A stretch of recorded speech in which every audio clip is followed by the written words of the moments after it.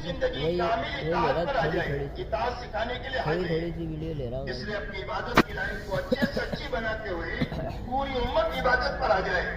इसलिए कि हुजूर सल्लल्लाहु अलैहि वसल्लम के जमाने में ये काम दीन का ये रुख नहीं था जो इस वक्त है कि कुछ लोग नमाज पढ़े, कुछ लोग रोजा रखे, कुछ लोग हज करे, कुछ लोग ज़कात दे, बल्कि हर इबादत हर फर्द उम्मत में पूरी पूरी जिंदा थी।